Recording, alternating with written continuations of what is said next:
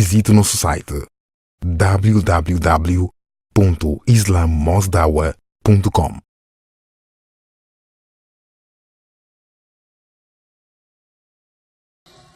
يقول الله تبارك وتعالى في محكم التنزيل: بسم الله الرحمن الرحيم.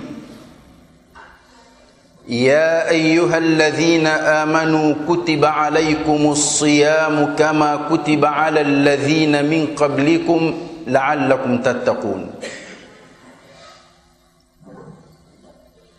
Estimados irmãos, prezadas irmãs, dentro de poucos dias vamos receber um visitante generoso. É o mês de Ramadã.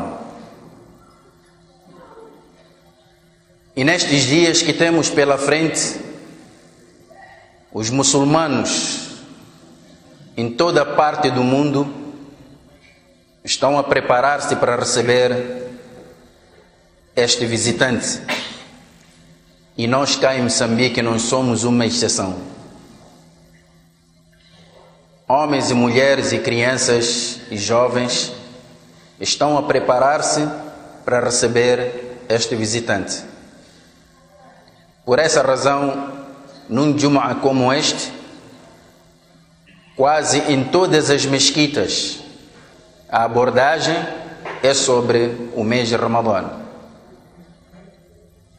É um mês que aparece uma vez por ano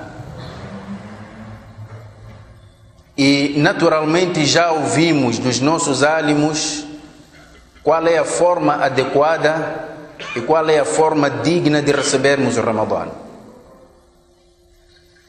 Mas o que vamos fazer hoje, estimados irmãos, é tentarmos conhecer a filosofia do jejum no Islã. Allah subhanahu wa ta'ala, quando fala do jejum, por exemplo, neste versículo que acabei de recitar do Surat al-Baqarah, diz: Ya ayyuhalladhina amanu kutiba alaykumus siyamu kama kutiba ala alladhina min qablikum la'allakum tattaqun. Ó fiéis, foi-vos prescrito o jejum de Ramadã. E esta prescrição não é algo específico só para esta nação muçulmana. Antes de nós, muitos outros povos, outras religiões, profetas que foram enviados para outros povos antes de nós, já conheciam este ritual. Portanto, isto no Islã não é novidade nenhuma. É por esta razão que Allah diz: Kama kutiba ala alladhina min qablikum. Da mesma forma que este jejum foi prescrito a povos anteriores a vós. E no Islã nós aprendemos que tudo que Allah subhanahu wa ta'ala ordena obedece uma certa lógica. Há um propósito por detrás das normas de Allah. Se olharmos, se analisarmos atentamente cada ritual no Islã, há um propósito por detrás desse ritual. As coisas não são feitas de forma aleatória, de forma, digamos, sem propósito nenhum. Allah não faz as coisas simplesmente por brincadeira, não. Há um propósito. Então cabe aos muçulmanos procurarem, dentro das suas capacidades, conhecerem e apreciarem o que está por detrás dessas normas. E isso ajuda no cumprimento dessa ordem. Aparentemente o jejum é simplesmente abster-se da comida, da bebida, do ato sexual num determinado tempo. E aí as pessoas ficam a perceber do jejum apenas este sentido só. Talvez seja por isso que a nossa maneira de prepararmos o Ramadã, a nossa maneira de recebermos o Ramadã, talvez seja diferente exatamente por causa dessa mentalidade que foi criada. Que o jejum não é mais do que passar fome algumas horas do dia e depois disso voltamos ao ritmo normal. E aí então a preocupação naturalmente será preparar para receber o Ramadã, preparando comida, e esta normalmente tem sido a preocupação das pessoas. Isto é, no Ramadã as pessoas comem mais do que comiam antes do Ramadã. Passam fome para comer demasiadamente depois de quebrar o jejum. Isto é, se antes do Ramadã seguia uma certa ordem nas refeições, então no Ramadã vai comer com retroativos. E aí ficamos sem perceber, afinal, por que passamos fome e agora por que estamos a comer. Allah subhanahu wa ta'ala, quando instituiu o jejum, não era simplesmente para passar fome. O próprio Corão diz no final deste versículo: la'allakum tattaqun. Este é o primeiro propósito do Ramadã. O Ramadã vem exatamente para dar-nos esta oportunidade de cultivarmos a fé, cultivarmos o temor a Allah subhanahu wa ta'ala. La'allakum tattaqun. Este é o primeiro propósito de Ramadã. O jejum tem como objetivo cultivar o temor a Allah. E por que o temor a Allah? A religião toda, estimados irmãos, está baseada em faça isto e não faça aquilo. São ordens. Há coisas que somos obrigados a fazer e há coisas que somos obrigados a deixar. E a religião gira em torno desses dois polos. Então, o temor a Allah vem exatamente para nos ajudar a cumprirmos com a essência da religião, mas com o amor e com entrega total. E é por esta razão, porque nós no Islã temos rituais que são visíveis. Você consegue ver que esta pessoa está a fazer está a praticar um determinado ritual. Por exemplo, o salat. A pessoa levanta, faz salat e toda a gente consegue ver que está a fazer salat. Vai fazer hajj, toda a gente consegue saber que ele vai fazer hajj. Mas há rituais que não conseguimos perceber, porque são coisas que ocorrem entre o servo e o Criador. É o jejum. E é neste sentido que Abu Huraira radiyallahu anhu narrou um hadith do Nabi alayhi salatu wassalam, e que por sua vez o Nabi narrou diretamente de Allah subhanahu wa ta'ala. Disse: kullu amal ibn Adam lahu illa as-siyam. Toda a atividade do ser humano pertence a ele mesmo. Illa as-siyam, excepto o jejum. Fa innahu li, o jejum pertence a mim. Isto não quer dizer que os outros rituais não pertencem a Allah. Pertencem a Allah. E Allah recompensa por isso. Mas o jejum tem esta particularidade de ser um ritual que dificilmente pode se perceber.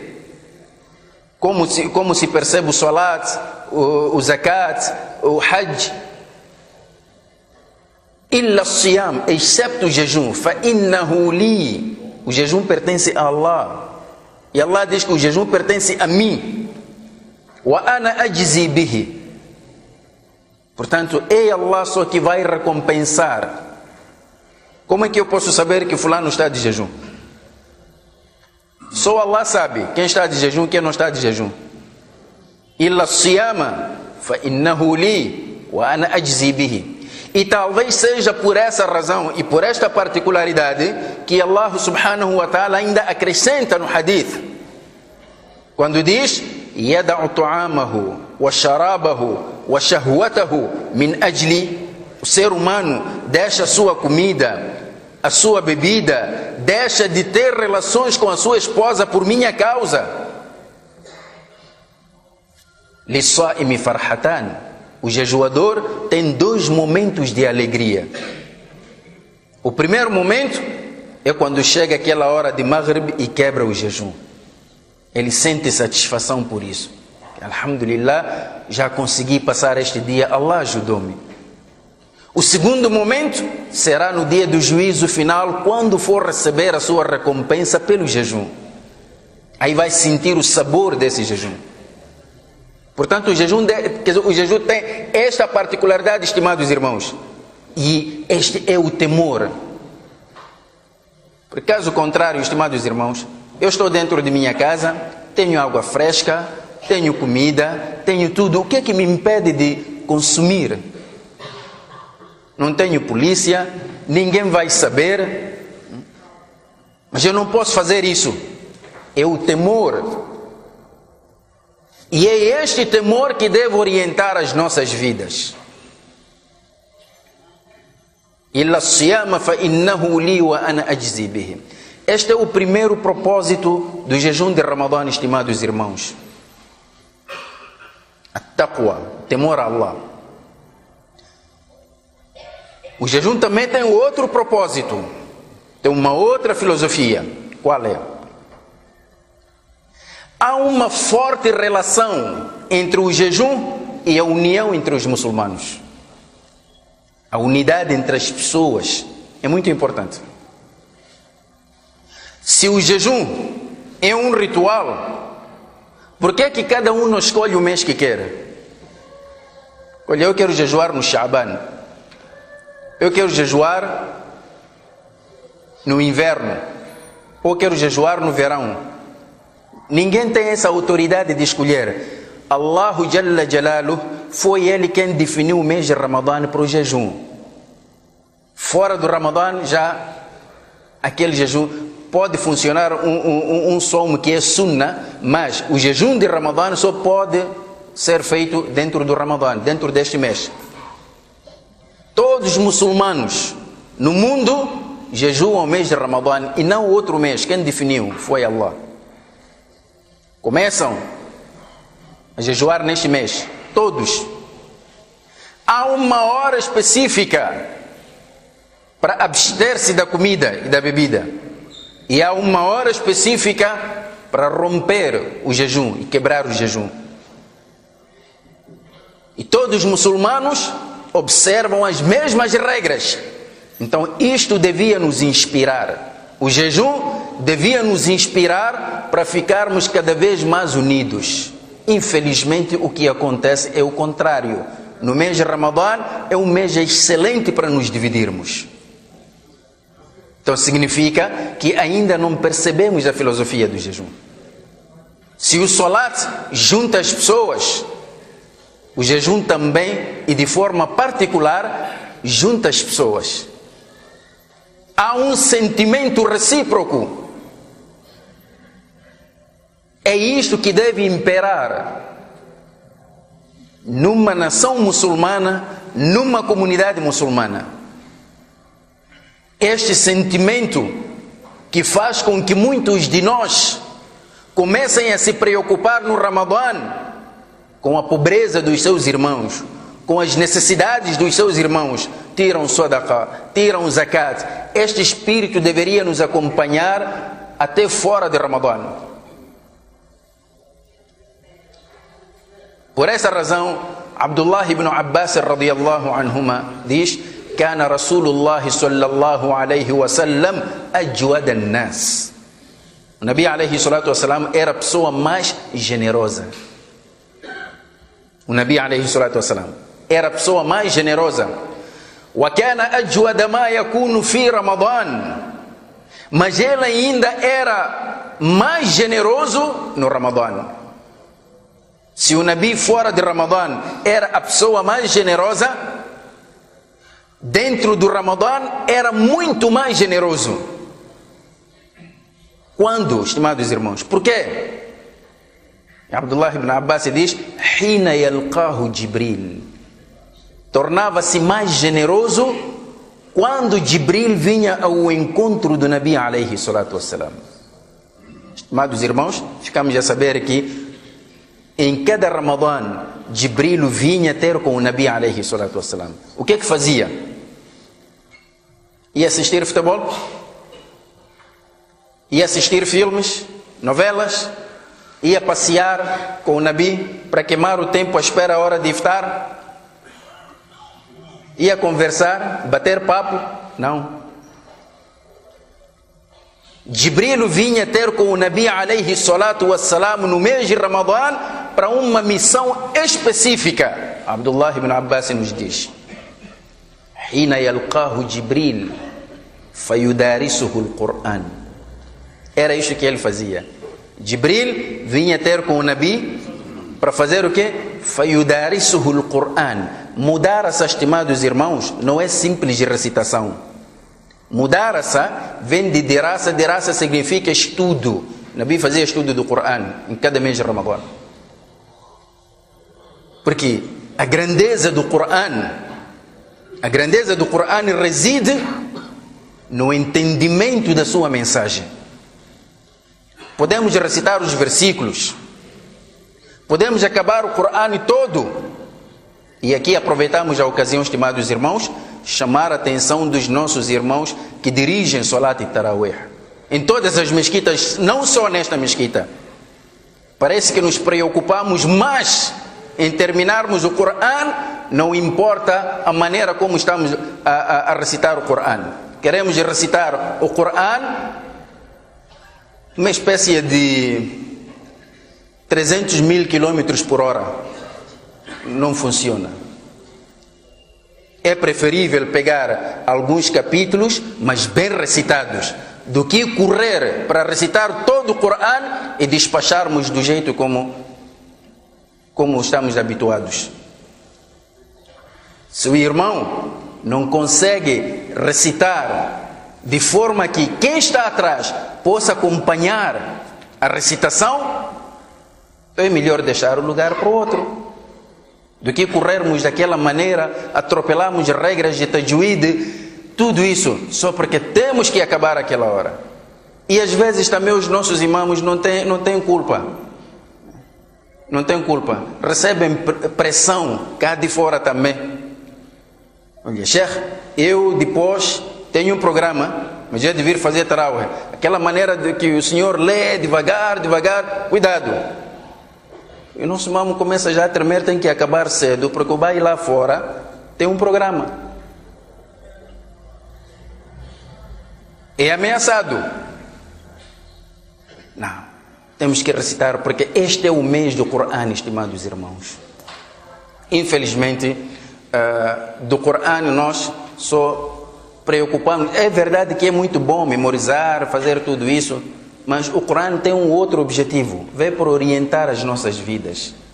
Enquanto não percebermos a sua mensagem, nós nada poderemos fazer. Podemos recitar aqueles versículos, todos melodias, é por isso que as pessoas até abanam a cabeça, por exemplo, quando ouve o imam ou qualquer pessoa está a recitar o Qur'an, kullu man alayha fanin wa yabqa wajhu rabbika dhul jalal wal ikram. Quando o imam chega a recita, mashallah, com aquela melodia toda, kullu man alayha fan. E nós aqui, Allah, Allah, Allah.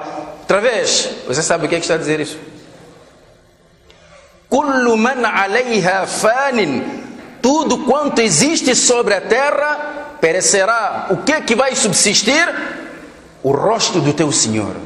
Quer dizer, todos vocês vão morrer. Você diz, mashallah, mashallah. Leia outra vez. Você está a gostar de quê? É isso, estimados irmãos. E estamos a tradução do Qur'an em português, tudo isso poderíamos apreciar, pelo menos vermos, hoje o imam vai recitar daqui para aqui, então antes do salat eu vou tentar ler, pelo menos entender o que é que o imam vai recitar. Há pessoas aqui que até vão, aqui dentro de Moçambique, não saíram nunca, conseguem aprender chinês e falam. O que é isso? Vontade. Não vamos dizer que o Qur'an é o único livro difícil de se aprender. Então o objetivo do Corão, aliás, o objetivo do jejum, nesta parte, é para inspirar os muçulmanos a criarem esta união entre eles. O jejum deve juntar as pessoas. Há um outro propósito do jejum, estimados irmãos. É o autodomínio. O domínio das nossas tendências. Eu dentro de casa tenho comida, tenho água, não tenho polícia nenhum. O céu não vai cair se eu comer. Mas o que é que me impede de consumir? É o controle que eu tenho sobre as minhas tendências. Significa isso que a minha vontade também impera.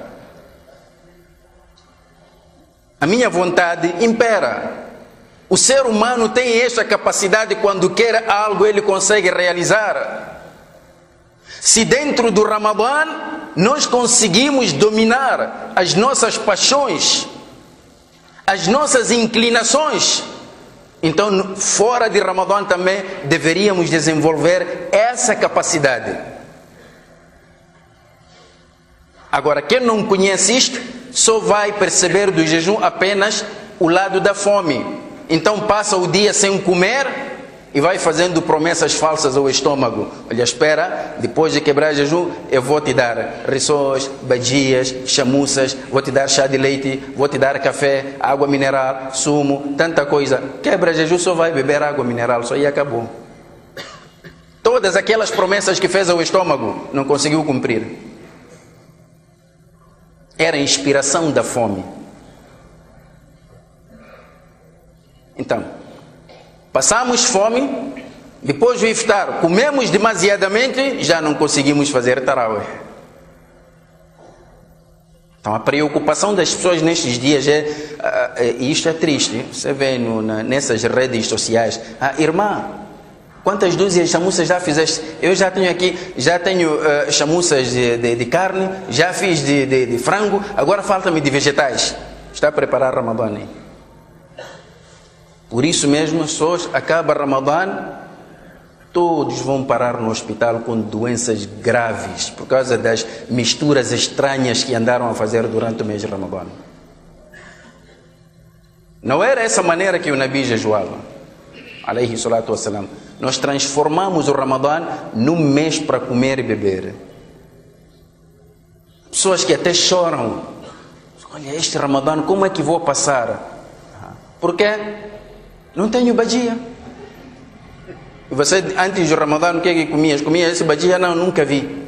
Então por que é que vais ficar triste no mês de Ramadã? Não vais morrer. E quando falamos isto, as pessoas dizem, estes sheikhs também, quer dizer, nós somos proibidos de comer. Não, não são proibidos de comer, são proibidos de esbanjar. Estimados irmãos, no mês de Ramadã, e um dos propósitos do Ramadã, ensina-nos também a autovigilância. Há muita maldade neste mundo, estimados irmãos. E o Shaitã não para. Principalmente nestas últimas gerações. O Shaitã intensificou mais as suas atividades. E enquanto não formos vigilantes, vamos passar a vida inteira a pensarmos que estamos a fazer algo benéfico e só mais tarde vamos descobrir que, afinal de contas, estávamos numa ilusão muito grande. O que é que o Islã significa para nós nas nossas vidas? Qual é o valor que o Islã tem nas nossas vidas? Tem pouco valor.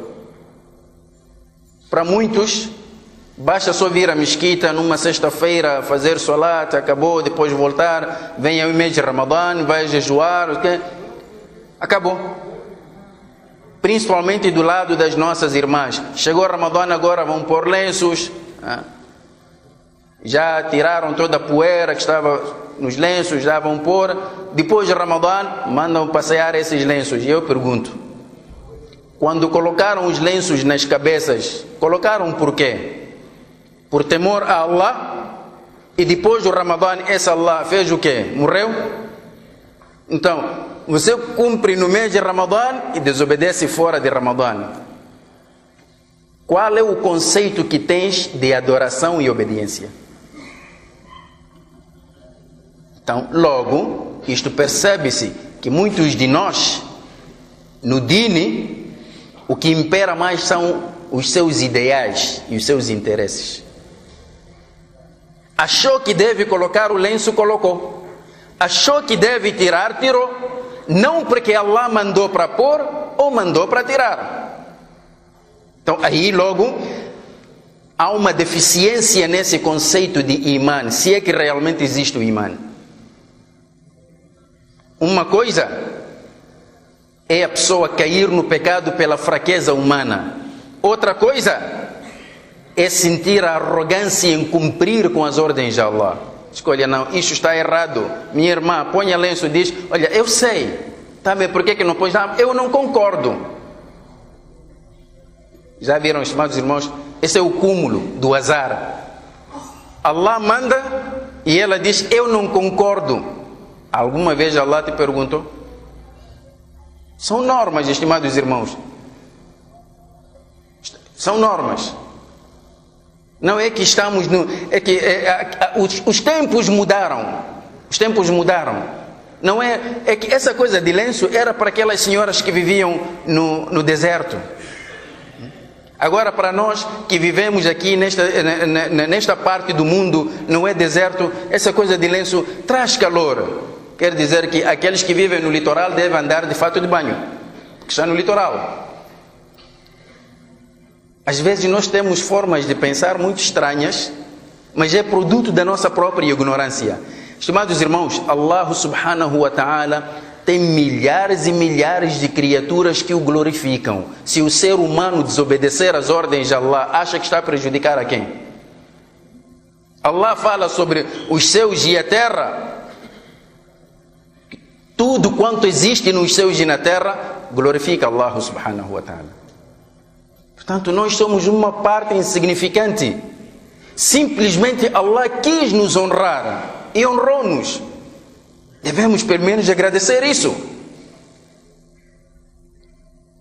Então, isto também faz parte da filosofia do jejum, ensinar, inspirar-nos a autovigilância.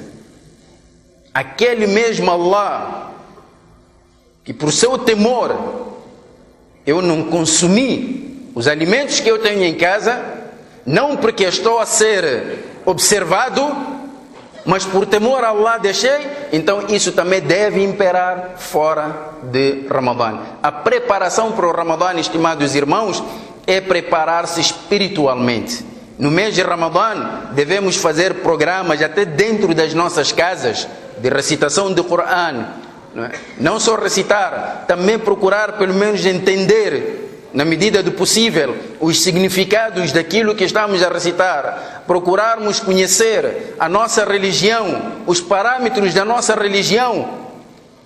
É que o dini não pode ser apenas uma transmissão genética, estimados irmãos.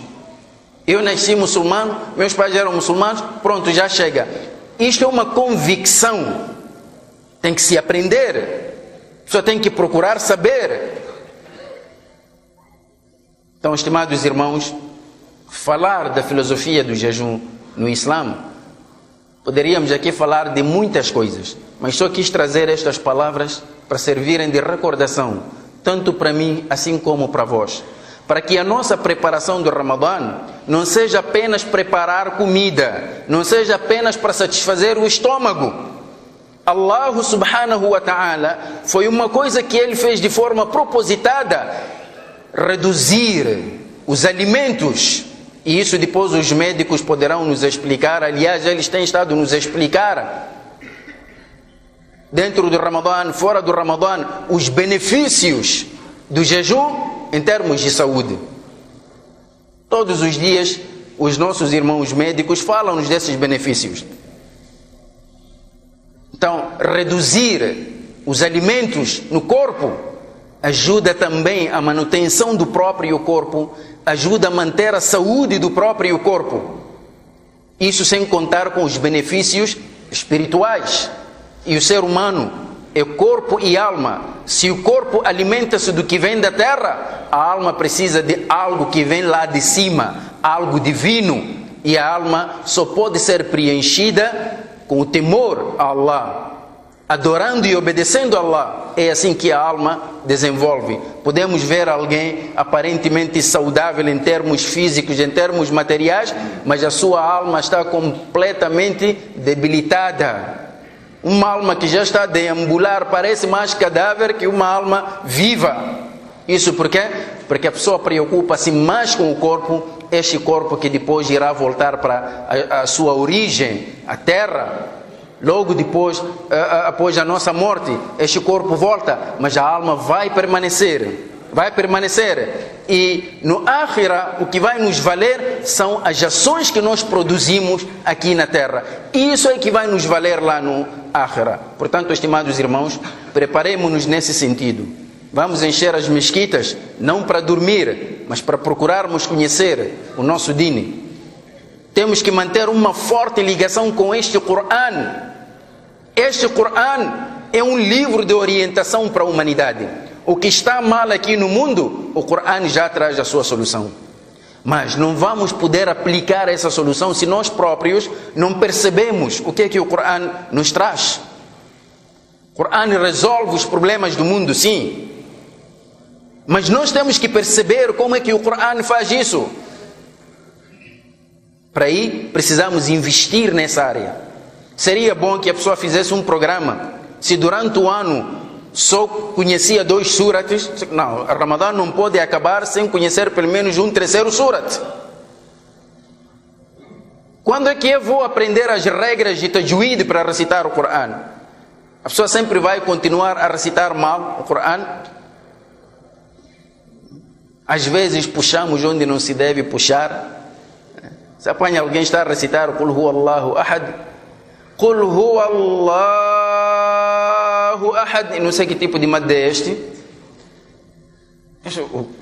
É fácil aprender. Temos muitos irmãos aqui, álamos, ensinam. As pessoas não aparecem nas mesquitas para aprender. Todos lá fora querem aprender, todos lá fora perguntam, mas se você diz que, olha, temos sessões de aulas lá na mesquita, ninguém aparece, ninguém tem tempo. Querem que só o álimo tenha tempo. Querem o álimo depois de Al-Fajr, querem o álimo depois de Zuhr, querem o álimo depois de Asr, depois de Maghrib, depois de Isha, e depois do Tarawih, e depois do Tahajjud. Ele não é máquina. Também precisa descansar, também tem família. Não, as pessoas não querem, porque a pessoa tem tempo depois de Al-Fajr, então quer atacar o álimo naquela hora depois de Al-Fajr. Olha, ele também tem direito, quer descansar, tem família. Diz que não, mas afinal o senhor foi aprender para quê? Não, eu não fui aprender para você vir aproveitar-se do meu tempo para queimar o seu tempo. Aliás, queimar o meu tempo simplesmente porque você não tem nada a fazer. Às vezes as pessoas vêm e querem perguntar sobre Dini. Não é proibido, é muito bom perguntarmos sobre Dini. Mas temos que ser também objetivos. As pessoas querem aprender regras de herança em 5 minutos, regras de zakat em 5 minutos. Às vezes liga, olha, Sheikh, só tenho aqui 5 minutos, eu queria que me resumisse como é que é a partilha da herança no Islã. Ao telefone, você já ligou alguma vez para um jurista na UEM para te ensinar toda a matéria de direito, direito que se dá em 4 anos para adquirir a licenciatura, você já aprendeu em 5 minutos no telefone? Mas quer que o álimo faça isso? Nós não temos essa capacidade de operar esse tipo de milagre. Se o Corão foi revelado em 23 anos, você quer aprender em um dia? Não é possível. Venha aprender, meu irmão. Arranja tempo para vir aprender. Tens uma pergunta? Arranja tempo. Venha, Sheikh, a que horas é que está na mesquita? Eu tenho esta questão. Venha colocar a sua questão. Não é proibido. E aí o Sheikh vai responder. Ou vai te pedir, olha, espera, eu também vou pesquisar, depois venho te dar o produto dessa pesquisa. Temos que arranjar tempo para isso, estimados irmãos. اللهم إنا نسألك وأنت خير مسؤول أن تنصر الإسلام وتعز المسلمين. اللهم أرنا الحق حقا وارزقنا اتباعه وأرنا الباطل باطلا وارزقنا اجتنابه.